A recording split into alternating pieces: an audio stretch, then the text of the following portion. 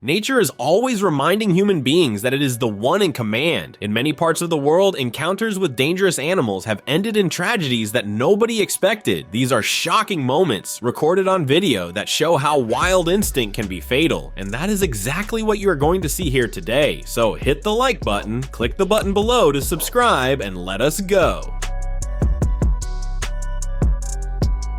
Timothy Treadwell was an American environmentalist and documentary filmmaker known for spending long periods among grizzly bears in Alaska in the United States. For 13 consecutive summers, he lived close to these animals, studying their habits and defending their preservation. Treadwell also founded an organization focused on the protection of bears and stood out for his dedication to documenting wildlife. In October 2003, Treadwell and his girlfriend Amy Huguenard returned to the park later than usual after a problem with plane tickets.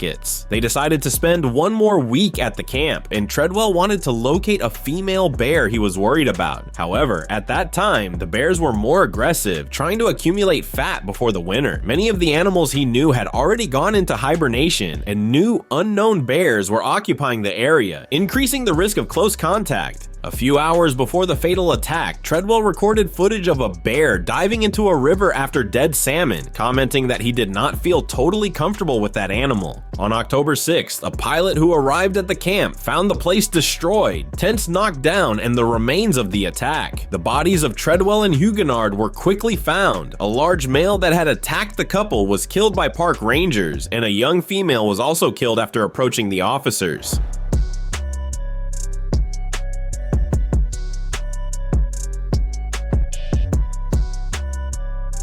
A camera left at the site recorded 6 minutes of audio, including Treadwell's screams. Experts pointed out that he violated several park rules, getting too close to the bears and interfering with their natural behavior. In spite of his passion and dedication, the end of Treadwell and Huguenard was tragic and, according to professionals, predictable, showing the dangers of living so closely with wild animals. Nick Peterson, an experienced surfer from San Diego in California, was enjoying a quiet afternoon in the Pacific Ocean, paddling between the waves while the sun was setting. He thought it would be just another normal surf session, but in a few seconds, his life changed forever. A great white shark burst out of the water, attacking him with impressive force and dragging him under. Nick was about 300 meters from the shore at West Beach in South Australia, accompanied by 3 friends. The day was hot and clear, perfect for surfing. A few weeks earlier, sharks had already been seen near the region, attacking boats and frightening swimmers. Without knowing it, the group approached the territory of a large adult shark almost 6 meters long that observed them from a distance, possibly studying its target. In the attack, the shark grabbed Nick, shaking him violently. His friends tried to help, hitting the animal with their boards, but the attack continued until the shark dived with Nick in its mouth. When Nick surfaced again, he was already lifeless. The water around him turned red with blood, and the remains of the body were partially consumed until only bloodstains remained on the surface. The attack led to the immediate evacuation of the beaches and searches by air and by water. Later studies indicated that the attack was probably caused by a single shark between 5 and 6 meters long. 2 of Nick's friends needed psychological follow-up after witnessing the tragedy. Nick Peterson's case serves as a warning about the risks of approaching natural predators such as the great white shark, reminding us that however rare it may be, an unexpected encounter can be fatal. Taylor Mitchell was a young Canadian singer and songwriter known for her work in folk country. At 19 years old, after an intense season of shows, she decided to enjoy a free afternoon by going for a hike in Cape Breton Highlands National Park in Nova Scotia in Canada. On October 27, 2009, Mitchell started the Skyline Trail, enjoying nature as she usually did. Shortly afterward, for unknown reasons, she went back along the access road, probably to return to the car. At that moment, 2 eastern coyotes, also called coy wolves, were in the area. Observers reported that the animals showed unusual behavior, apparently confident and without fear of humans. A few minutes later, it was possible to hear screams and howls in the distance, suggesting that Mitchell was being attacked. And I grew up singing in choirs, and I went to an art school for high school, and decided, songwriting's something that I really want to give a go. And other hikers arrived at the place shortly afterward and found Taylor's personal belongings, including keys and a small knife, probably used in an attempt to defend herself. When they reached a clearing at the beginning of the trail, they saw bloodstains and torn clothing. Finally, they found Taylor still conscious, with one of the coyotes close to her. 3 men managed to drive the animal away, but it remained nearby until an officer of the Royal Canadian Mounted Police fired a shotgun shot. Mitchell suffered bites over a large part of her body, with serious wounds to her legs and head. She was taken to a local hospital and later transferred to another health unit in critical condition, but she did not survive. Her death marked the first confirmed fatal coyote attack on an adult in Canada, shocking the scientific community and leading to a reassessment of the risks that these animals can represent to humans. Marius Els, a 40-year-old South African farmer and former soldier, believed he had created a special bond with one of the most dangerous animals in Africa, a hippopotamus called Humphrey. The animal had been rescued from a flood when it was still a calf and later adopted by Els, who raised it on his farm in the Free State province. Over time, the hippopotamus, weighing more than a ton, came to live freely on the property, swimming with humans and being treated almost as a member of the family. Els used to say that Humphrey was like a son and was even photographed riding on his back, describing him as a gentle giant. However, family members and friends warned that despite their coexistence, the animal was still wild. In fact, Humphrey had already been involved in dangerous situations, such as chasing a man and his grandson who had to take refuge in a tree, as well as killing calves and frightening golfers in the surroundings. Even so, Marius insisted that the hippopotamus was harmless and that it would come home when it heard his voice. But in November 2011, that relationship ended tragically. Els's body was found submerged in a river on the farm with bite marks. Humphrey had attacked and killed him, ending a coexistence that challenged the limits between man and nature. It is always important to warn that wild animals keep their instincts, no matter how tame they may seem.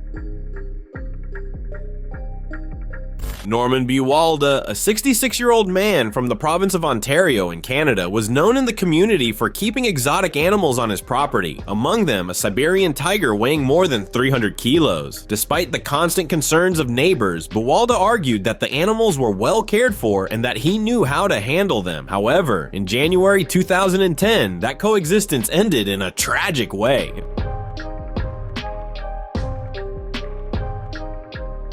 While entering the tiger's enclosure to feed it, Buwalda was brutally attacked. There were no witnesses, but it is believed that the animal acted instinctively, and the attack was quick and fatal. A relative found the body shortly afterward and managed to confine the tiger in another area until rescuers arrived, but it was already too late. Residents of the region had expressed fear for years, especially after an incident in 2004 when a 10-year-old boy was injured by another tiger on Buwalda's property while trying to take photos for a school project. Even so, he was never charged, since he had legal permission to keep the animals. Besides being a breeder, Buwalda was the president of the Canadian Exotic Animal Owners Association, and he frequently defended the right to keep wild species under private care. His death once again raised the debate about keeping dangerous animals in residential areas, showing that despite close coexistence, wild instincts cannot be completely domesticated. In 2016, a tragic incident in a wildlife park in China drew international attention. A woman identified only by the surname Zhao was visiting Beijing Badaling Wildlife World with her family when everything turned into a tragedy. During the tour, which took place in an area where visitors drive among wild animals, Zhao decided to get out of the car, believing she was in a safe zone. However, in a few seconds, she was attacked by a tiger. Her mother, in a desperate act to save her, left the vehicle and ended up being fatally attacked by other tigers in the enclosure. The woman who survived decided to sue the park, claiming that the administration was responsible for what happened. She stated that there was no immediate rescue response and that the park had not adopted adequate safety measures, as well as allowing vehicles to enter areas with dangerous animals. Zhao asked for compensation equivalent to about 1,560,000 Chinese yuan, that is about 220,000 United States dollars, to cover medical expenses and her mother's funeral. On the other hand, authorities and officials official reports pointed out that the park had provided clear warnings about the risks and rules, including the prohibition against getting out of the car under any circumstances. The report concluded that the main cause of the attack was the failure to follow these rules on Zhao's part. The case generated intense repercussion on the Chinese internet, dividing opinions between those who felt empathy for the family tragedy and those who criticized the decision to sue the park. In 1996, a tragedy shook the scientific community in Canada. Young biologist Patricia Wyman, 24 years old, was killed by wolves in captivity at the Halliburton Forest and Wildlife Reserve, located in Ontario. Considered a promising professional dedicated to research on the behavior of these animals, Patricia had begun working at the Wolf Education Center only 4 days before the incident.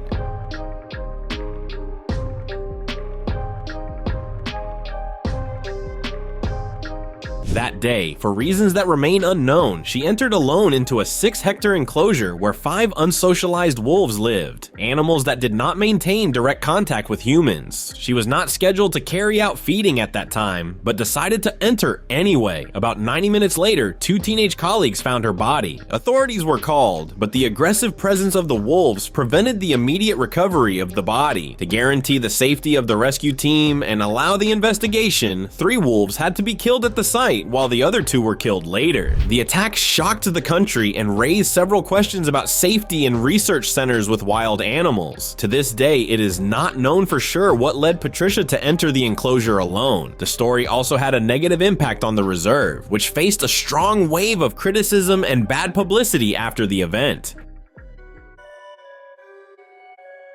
In December 2018, a tragedy marked the Conservator Center in North Carolina in the United States. Alexandra Black, a 22-year-old young woman who had started working at the site only 10 days earlier, was attacked and killed by a lion during the cleaning of an enclosure. According to the information released, Alexandra was part of a team responsible for the maintenance of one of the spaces. The lion, called Matai, was supposed to be contained in a separate area, but somehow managed to escape and enter the enclosure where the employees were. The attack was fast and fatal, preventing any attempt at immediate help. No other team member was injured.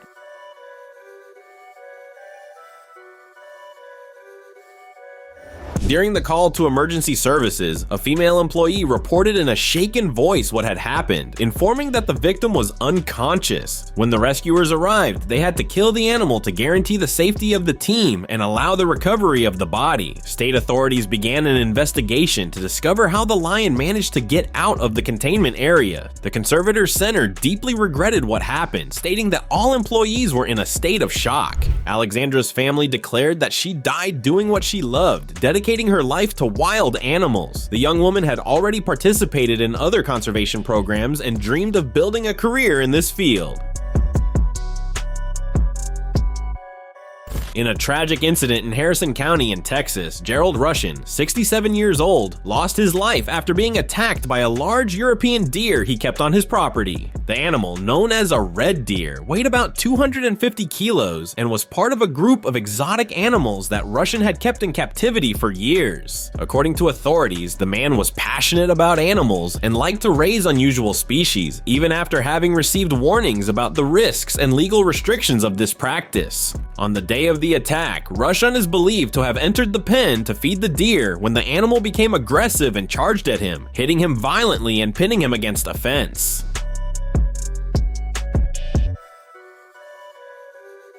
Investigators believe the attack happened during mating season, when males of this species tend to become extremely territorial and aggressive. Witnesses reported that the deer charged repeatedly, injuring Russian with its antlers. When rescue teams arrived, the man was already dead, and the animal had to be killed so that the body could be safely recovered. The story became yet another warning for other people who keep exotic species in domestic environments, who often forget that they continue to be potentially dangerous beings, especially when it is mating season.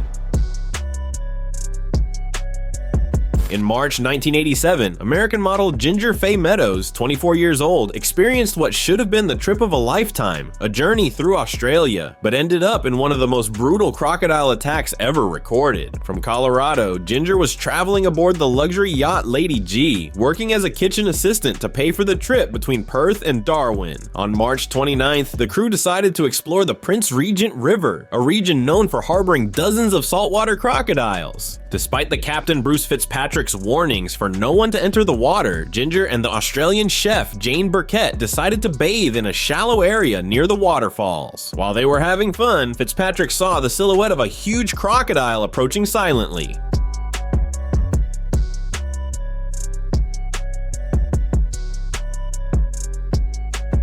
Desperate, he shouted for them to get out of the water. Jane threw a shoe at the animal, which retreated for a moment, but in a panic, Ginger decided to swim toward the shore, only a few meters away. She did not complete even 2 strokes before being grabbed by the crocodile, which pulled her under the water. For a brief moment, Ginger reappeared, stretching her arms out to her friend before disappearing forever. 2 days later, she was found near the mangroves, on the very day she would have turned 25 years old. According to some reports, while she was being transported after the tragedy, another crocodile even tried to attack the boat to reach the body of the model, making everything even more frightening. The story shocked the world and served as a warning about the dangers of ignoring warnings in regions inhabited by crocodiles, where attacks continue to occur to this day, often with equally tragic results. In December 2004, a man from Indiana in the United States lost his life in a tragic way after being attacked by one of his own exotic animals. A Knut Klaus Dick Rodant, 64 years old, kept on his farm a small private zoo with different species, including rheas, ostriches, reindeer, and llamas. On the morning of December 5th, Rodant went to the corral, as he did every day, but did not return for lunch. Worried, his wife, Tara Lynn, went to look for him and found him lying on the ground with no signs of life. Emergency teams were called, but there was nothing they could do to revive him.